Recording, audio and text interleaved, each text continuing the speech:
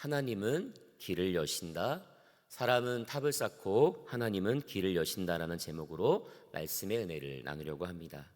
사랑하는 성도 여러분, 오늘 우리는 창세기 11장 이 말씀을 통해 하나님께서 우리에게 무엇을 말씀하신지 함께 듣고자 합니다.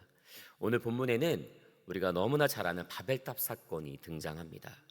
그리고 그 뒤에 갑자기 이 셈의 족보가 함께 열거되고 있습니다. 그러나 이 내용은 결국 하나로 연결되는 말씀입니다. 그러므로 이제 우리는 이 바벨탑 사건을 통해서 인간의 교만이 어디까지 이어지고 또 어떻게 무너지는지, 그리고 셈의 족보에서 이 메시아적 계보가 이어지는 가운데 인간의 모습 속에서 이 바벨탑 사건과 맞물려 어떤 행보를 걷는지에 대해서 살펴보면서 이 주님이 주시는 지혜의 말씀을 깨닫기를 간절히 원합니다. 성도들, 먼저 바벨탑 사건을 한번 생각해 보겠습니다. 창세기 11장을 보기 전에 우리는 먼저 창세기 6장부터 9장의 말씀을 기억해 보면 노아의 홍수는 단순한 자연재해가 아니었습니다. 창세기 6장 5절의 말씀이 이렇게 기록됩니다. 여호와께서 사람의 죄악이 세상에 가득함과 그의 마음으로 생각하는 모든 계획이 항상 악할 뿐임을 보시고, 그렇습니다. 하나님께서는 인간의 죄악 때문에 세상을 심판하셨습니다. 40일 동안 비가 내렸고 온 땅이 물에 잠겼습니다. 하나님은 노아의 가족 외에는 모든 생명을 심판하셨습니다. 여러분 생각해 보십시오. 과연 하나님께서 지으신 이 인간들을 그렇게 멸하시는 마음이 얼마나 아프셨겠습니까? 그만큼 인간의 죄는 깊었다라는 뜻을 담고 있습니다. 인간의 죄가 너무나 깊었다.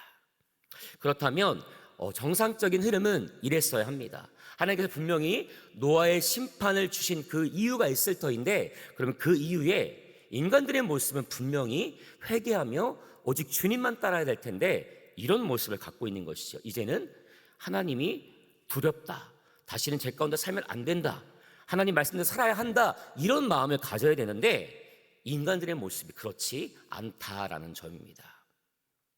놀랍게도 홍수 이후에 얼마 지나지 않아서 인간은 다시 하나님 없이 자기 이름을 높이려 하는 그런 모습들이 있습니다.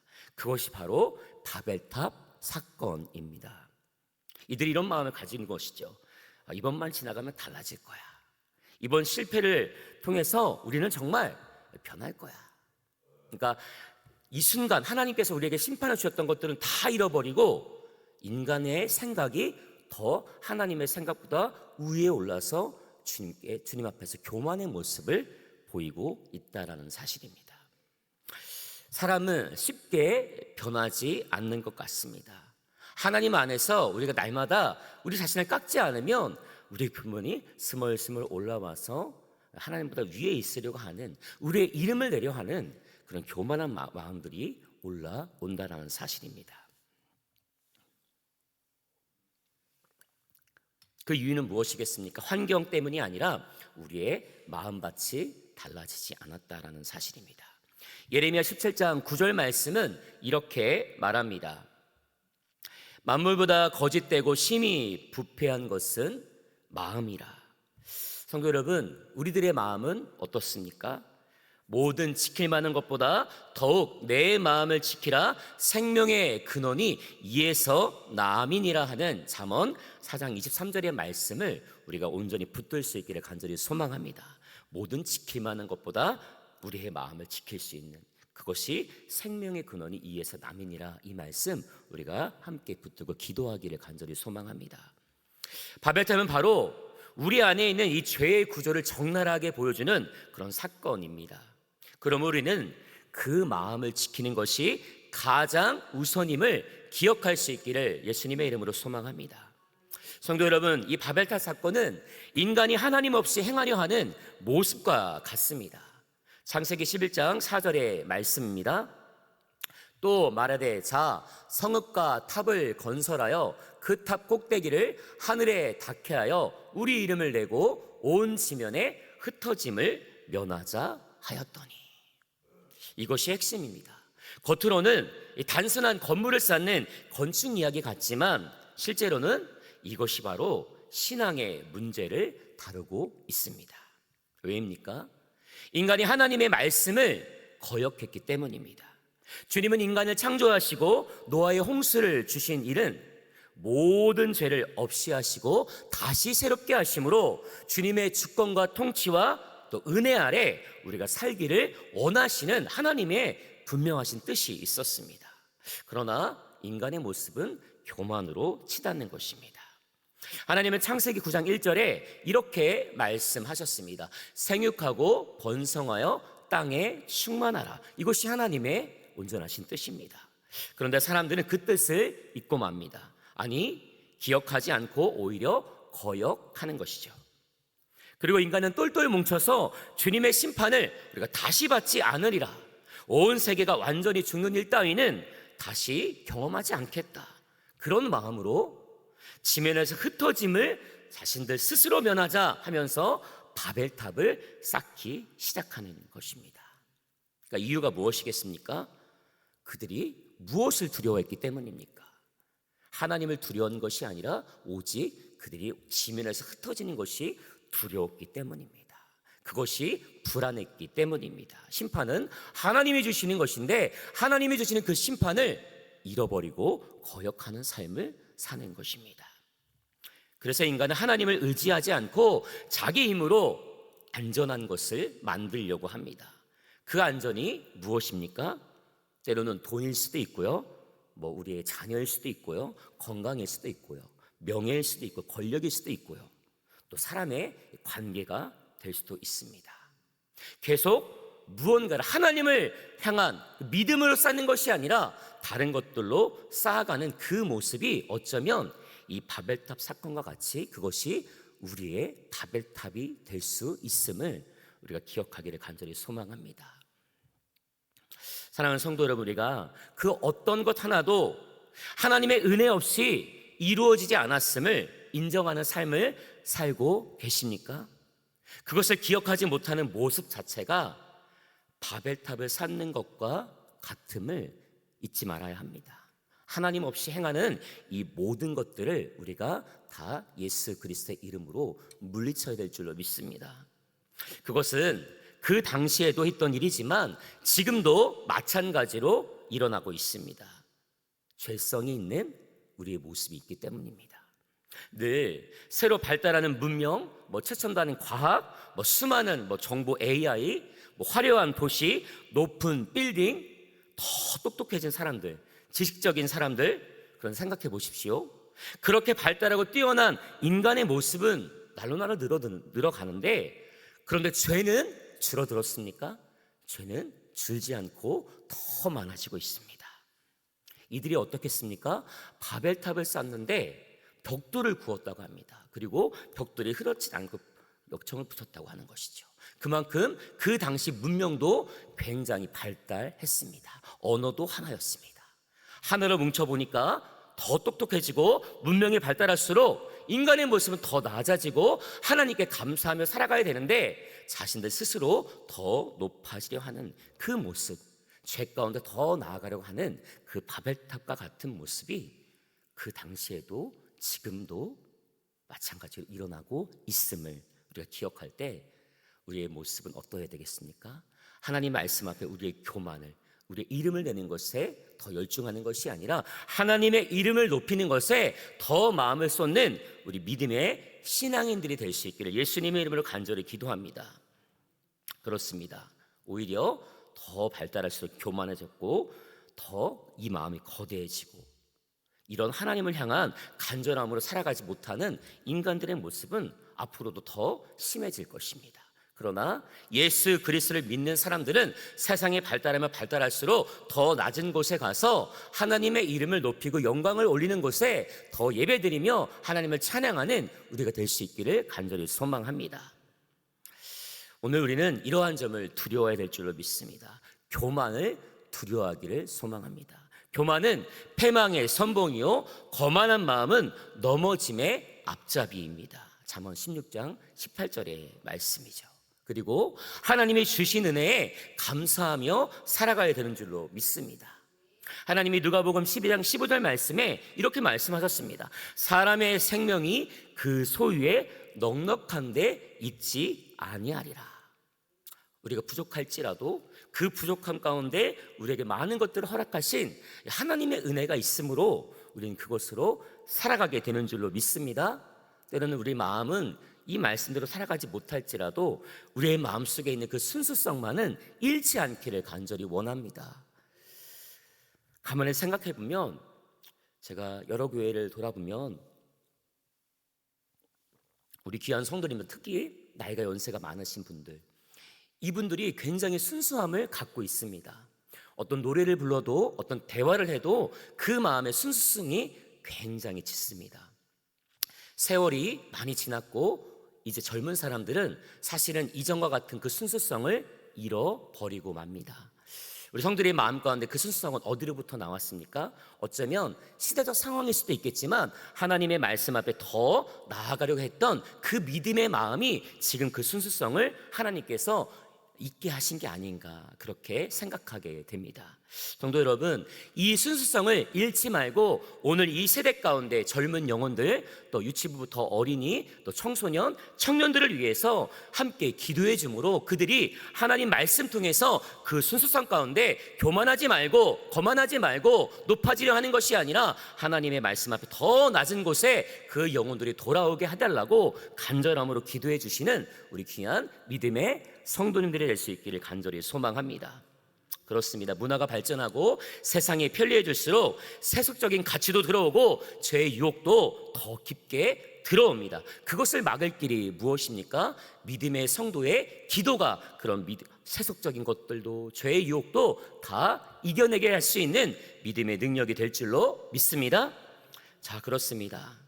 그러나 그 순수성을 잃어버리고 회개하지 않고 계속해서 높아지려 하면 하나님이 그런 인간의 모습, 교만의 모습을 보시고 그냥 가만히 계시겠습니까? 아니시죠. 주님은 더 이상 그 죄를 두고 볼 수 없으니 이 땅에 내려오셨다라고 말씀하십니다. 창세기 11장 5절의 말씀입니다. 여호와께서 사람들이 건설하는 그 성읍과 탑을 보려고 내려오셨다라고 하십니다. 주님은 이들이 지면에서 흩어짐을 면하기 위해서 탑을 쌓고 하늘에 닿으려 하는 그 모습 자체를 큰 죄로 여기시고 그들을 흩으시기로 작정하셨습니다. 그러므로 인간 세상에 내려오셨다고 말씀하십니다. 주님께서 어떤 방식으로 이들을 흩으셨을까요? 창세기 11장 7절의 말씀 함께 읽겠습니다. 자, 우리가 내려가서 거기서 그들의 언어를 혼잡하게 하여 그들이 서로 알아듣지 못하게 하자라고 말씀합니다. 당시 인간의 언어는 하나의 언어를 사용했습니다. 그런데 그 하나의 언어가 하나님을 향한 순종의 도구가 아니라 인간이 서로 똘똘 뭉쳐 교만에 이르는 그런 수단이 되고 말았습니다. 사람들은 우리의 이름을 내자, 흩어짐을 면하자고 하면서 하나님 없이도 스스로 높아지려 했습니다. 바로 그것이 바벨탑 사건임을 우리가 기억합니다. 주님은 그 모습을 보시고 분명한 진단을 내리셨습니다. 이대로 두면 인간의 죄는 더 깊어지고 하나님을 대적하는 일은 더욱더 커질 것을 염려하셨습니다.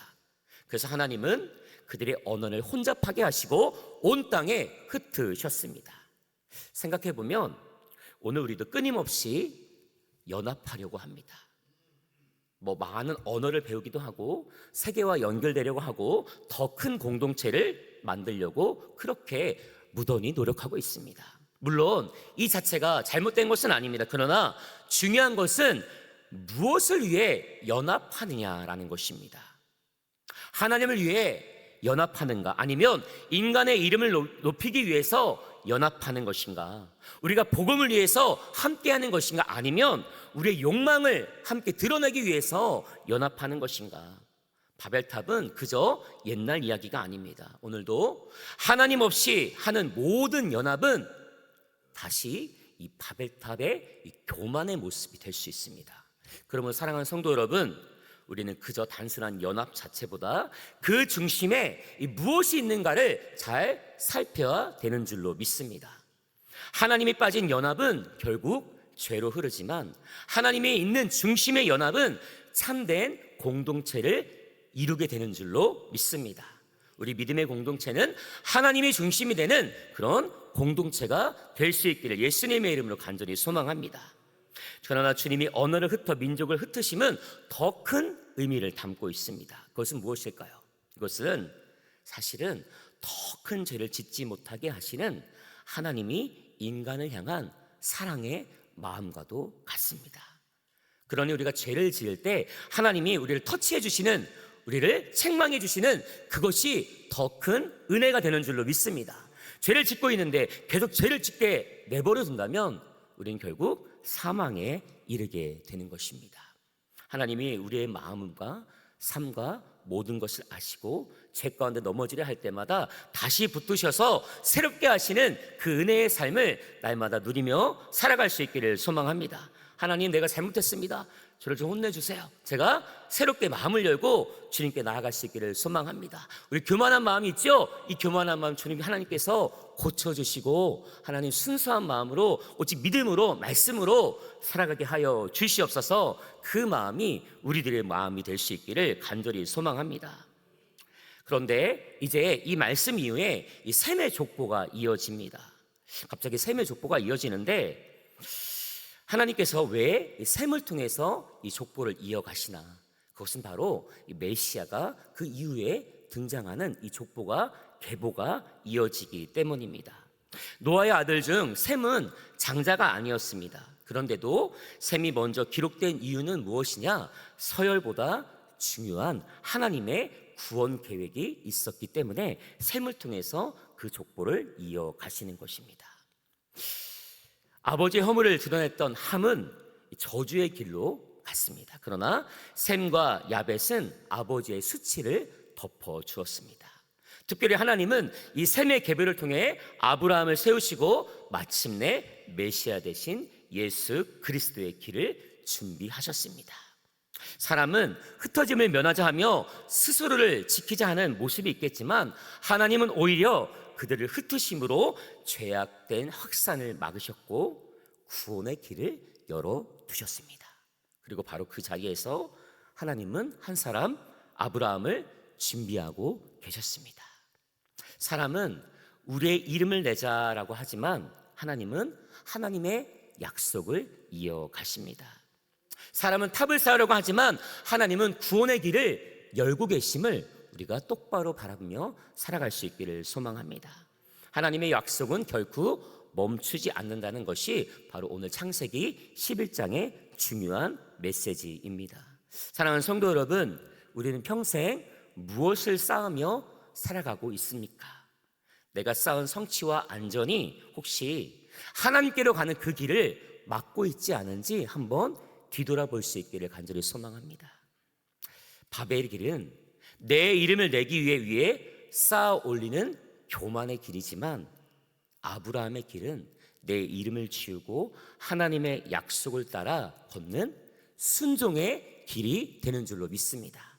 교만의 길을 내려놓고 순종의 길을 택해서 하나님이 이끄시는 그 믿음의 길을 함께 걸어갈 수 있기를 간절히 소망합니다. 인간의 모습은 한없이 이름을 내면서 교만해질 수 있겠지만 하나님의 역사를 따라 믿음을 따라 말씀을 따라 살아갈 때 우리는 온전히 주님께 쓰임받는, 하나님께 붙들림 받는 온전한 믿음의 성도가 될 수 있을 줄로 믿습니다. 우리가 그 마음을 따라 오늘 하루도 하나님을 향해 주님의 은혜를 따라 살아가는 우리 모두가 되기를 간절히 소망합니다. 우리 가슴에 손을 얹고 기도하겠습니다.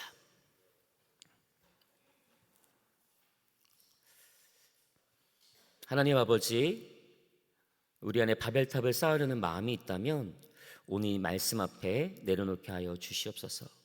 내 이름을 높이려는 교만을 버리게 하시고 오직 주님의 이름만 높이는 그 삶을 살게 하여 주시옵소서. 흩어짐이 두려워서 사람과 세상을 붙드는 자가 아니라 하나님을 경외하며 주님만 의지하는 믿음을 허락하여 주시옵소서. 우리가 평안함 가운데 하나님 또 여러 가지 세상 속의 세속 가운데 넘어져서 살아가는 영혼들이 아니라 겸손히 주의 말씀에 따라 순종하며 살아갈 때 이 모든 교만을 이기며 살아가게 되는 줄로 믿습니다. 우리를 끝까지 돌봐주시고 주님의 역사 안에 살아갈 수 있도록 인도하여 주시옵소서. 예수 그리스도의 이름으로 간절히 기도드립니다. 아멘. 우리